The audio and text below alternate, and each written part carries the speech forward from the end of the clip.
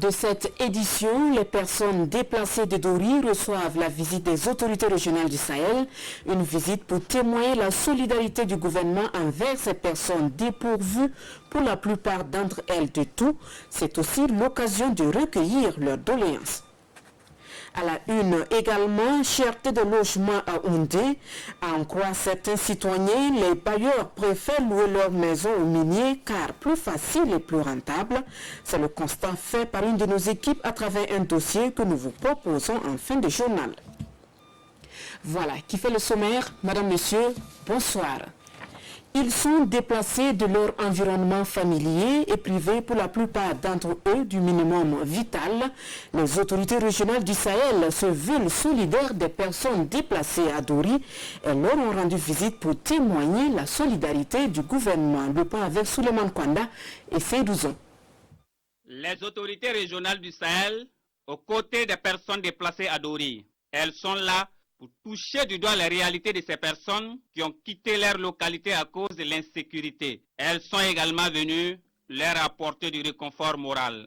Je suis venu les rassurer que le président du Faso en personne, les membres de son gouvernement et tout ce qui compte comme Burkinabé qui se sent encore fier de cette nationalité-là, se mobilisent pour les aider.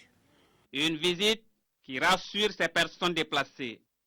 Ils sont venus nous dire ce matin-là que vraiment, ils sont venus nous regarder, que c'est ce qui s'est passé, qu'ils vont venir nous dire tout ce qu'on a perdu, on a besoin, tout ce qu'on a besoin là, que ce n'est pas percé. On est beaucoup, ce n'est pas notre pays seulement, ce n'est pas notre village seulement. Ce n'est pas facile d'aider et tous, carrément pour compléter, il faut que c'est doucement, doucement, que tout ça s'arrive. En tout cas, c'est ce qu'ils ont venu nous dire. On a été d'accord aussi. Depuis l'arrivée de ces personnes déplacées à Dori, des mesures ont été prises pour répondre à leurs besoins humanitaires selon la direction régionale en charge de la solidarité nationale et de l'action humanitaire. Comme vous le constatez, des tentes sont installées pour les mettre à l'abri des intempéries. Au-delà de cet aspect, il y a également des appuis alimentaires qui sont apportés. Et il y a aussi des appuis en termes de matériel de survie, je vais parler de seaux, de nattes, ainsi de suite. Le Burkina Faso compte 237 769 déplacés internes à la date du 25 juillet 2019, selon le secrétariat permanent du Comité national de secours d'urgence et de réhabilitation. Et la région du Sahel, 127 477 à la même date, ce qui représente 53,61% des déplacés internes au Burkina Faso. Après avoir outillé les femmes des régions du Nord et de la Boucle du Monde sur le civisme et la participation citoyenne, le ministère des Droits humains et de la promotion civique fait une halte pour restituer les résultats. La rencontre a eu lieu le 13 août dernier à Ouaouia. De plus amples détails avec Irénée Kaboré et Alidou Alain Sawadgo. 9 mois après la formation des femmes sur la participation citoyenne au développement socio-économique du Burkina, le ministère des Droits humains et de la promotion civique restitue les résultats des études faites sur l'impact des modules enseignés. Sur 40 femmes formées au Nord, 20 ont été évaluées et les responsables du ministère se disent satisfaits des résultats au cours de cet atelier. Autant il y a des avancées, autant il y a des niveaux que nous n'avons pas encore pu atteindre. Mais l'objectif, en tout cas pour nous, est déjà de faire prendre conscience à l'ensemble de ces femmes-là, de leur force au niveau économique, au niveau politique, au niveau social. Pour les femmes, la formation leur a permis de s'outiller davantage sur leur rôle dans la promotion du civisme et de la citoyenneté responsable au Burkina. En vue d'atteindre leur objectif, elles souhaitent avoir un soutien pour vulgariser les connaissances acquises aux autres femmes de la région. Des efforts doivent être faits au niveau de l'accompagnement de celles qui ont reçu des formations. Étant des leaders d'associations, elles veulent bien sûr diffuser les connaissances, mais parfois c'est difficile parce que rien que les déplacements et réunir des gens pendant une journée, ça nécessite effectivement des efforts. Elles sont au total 90 femmes de la région du Nord et de la Boucle du Mouhoun à bénéficier de la formation sur la participation citoyenne en décembre 2018. Cet atelier va aussi permettre au ministère en charge des droits humains de rappeler et renforcer les connaissances acquises par les femmes. Au même moment et toujours à Waïguya, l'Office national de l'eau et l'assainissement, ONEA, et ses partenaires ont validé le rapport de l'avant-projet de l'approvisionnement en eau potable des villes de Waïguya et de Sénéga, un projet financé par l'Agence française de développement en vue de venir définitivement à bout des coupures intempestives d'eau dans ces villes. Issoufou Kabouré et Moussaki. 25 milliards de francs CFA pour pallier le manque d'eau potable dans les villes de Waïguya et de Sénéga. L'information émane ici du cabinet LGI, une structure qui a mené l'étude pour l'approvisionnement en eau potable de ces localités à partir du barrage de Guiti à une cinquantaine de kilomètres à l'est de Waïguya. Le rapport de l'étude technique est ici projeté pour validation à travers cet atelier. L'étude va nous dire qu'est-ce qu'il faut faire pour que ce soit un guide pour l'ensemble des acteurs qui doivent mettre en œuvre le projet-là. C'est leur guide. Ils vont regarder par rapport à ce qui est prévu pour d'abord faire leur offre et puis réaliser conformément à ce que effectivement l'étude aurait préconisé. L'étude comprend deux composantes, le système de traitement et de refoulement d'eau dans les localités et sa distribution. Le projet consiste à récupérer l'eau donc depuis le barrage de Guiti, l'eau brute, de la traiter, de la pomper vers les centres urbains et de la distribuer. La ville de Waïguya est confrontée à un déficit de 1500 m3 d'eau par jour, relève le maire. La distribution alternée de l'eau potable est l'une des solutions pendant les périodes dites chaudes. La validation du rapport de l'étude et sa mise en œuvre constitue donc une véritable source d'espoir. C'est un projet qui a démarré depuis 2004. Donc vous savez que ça fait 15 ans. Cet atelier va pouvoir nous permettre en tout cas de commencer et à espérer que d'ici très bientôt, le problème donc de l'approvisionnement en eau potable de la ville de Waïguya sera réglé. Le projet d'approvisionnement en eau potable est financé par l'Agence française de développement. Durant 2 jours, ces acteurs vont s'accorder sur les différents points de l'étude pour que le document soit un référentiel dans la mise en œuvre du dit projet. Des maris modèles, il en existe bel et bien au Burkina. À Boni, à environ 15 km de Houndé, il y a des hommes qui ne trouvent aucun complexe à aider leurs femmes dans les tâches ménagères. Ces maris sont appelés maris modèles. Manekayen et Kaduru Menki se sont intéressés au quotidien de ces maris. Voici leur reportage. Camarades, les mauvais maris! Les mauvais maris! Et en avant, les maris modèles. Modèles parce qu'ils ont décidé de transcender certains préjugés socio-culturels. Chaque jour, je me lève, je balaye la maison et je pise l'eau. Ensuite, je lave les enfants aussi. Si les femmes sont occupées, je travaille le reste. Si quelqu'un te dit que ce n'est pas un travail d'homme, c'est parce qu'il n'a pas suivi la formation. Conseille seulement de faire la même chose pour sa femme. Il comprendra l'intérêt. La femme n'est pas une esclave. L'homme doit l'aider dans les tâches ménagères. Un changement de comportement qui apporte son grain de sel à l'ambiance familiale.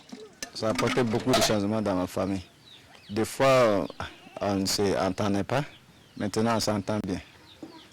Il y a eu un profond changement. Le matin, pendant que je balaye la cour, lui, il allume le feu pour réchauffer la sauce. Avant la formation, voilà, les vieux et puis moi, on était un peu distants. Voilà. Et je vais dire que non, on n'était pas, voilà, on ne descendait pas beaucoup sur la famille, quoi. Voilà, mais aujourd'hui, bon, voilà, ça a beaucoup changé. Dans la commune rurale de Boni, voir un homme puiser de l'eau, laver les enfants, faire la cuisine, faire la vaisselle ou balayer la cour est devenu monnaie courante. Une révolution socio-culturelle à mettre à l'actif d'un projet piloté dans la localité. Marceline Bondé est victime de violences faites aux femmes. Et c'est à cœur joie qu'elle accueille une telle métamorphose de la gente masculine à Boni, Je souhaite la bienvenue au projet parce que, comme dans l'école des maris, nous avons vu un terme sur la violence. Mais comme moi aussi j'ai été victime de la violence, mon mari m'a frappé jusqu'à casser la hanche. Donc c'est quelque chose que nous avons mis en position dans notre communauté, dans nos activités, pour que les hommes cessent à faire la violence, car la violence est très mauvaise. Le projet s'inscrit dans une approche genre afin de mieux impliquer les hommes dans la santé maternelle, néonatale et infantile.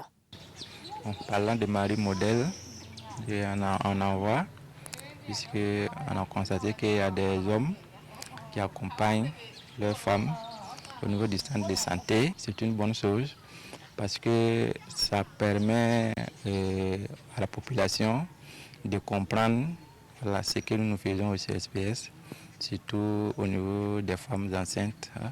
Voilà, les maris aussi, et aussi ça leur permet de comprendre certaines choses par rapport généralement à la planification familiale, puisque c'est à ce niveau que les maris sont réticents. Conscients du bien fondé d'un tel changement, les maris modèles de Boni sont déterminés à faire tache d'huile auprès des autres hommes mariés. Ils s'engagent également à sensibiliser les jeunes garçons pour qu'ils intègrent ces attitudes dans leur vie quotidienne afin d'être à leur tour des maris exemplaires. Et félicitations à ces maris modèles de Boni. Boni à 15 km de Houndé. Houndé qui est une ville qui abrite depuis un certain temps un site minier. Dès lors, le coût du logement est devenu excessif selon certains citoyens. Et pour cause, les bailleurs préfèrent de loin louer leur maison aux miniers qu'aux citoyens lambda. C'est un dossier de Manekayen et Kadou Melki. Cherté des logements à Houndé, c'est un constat. Les populations de Houndé en ont gros sous le cœur quant au prix des logements qu'elles jugent excessifs. Tout est cher ici. Même pour boire, même là, c'est un peu difficile. Et au logement aussi, il peut aller trouver entre coucher à 10 000. Moins cher, c'est 7 500. Une maison chambre salon, on va te dire 35 000 francs.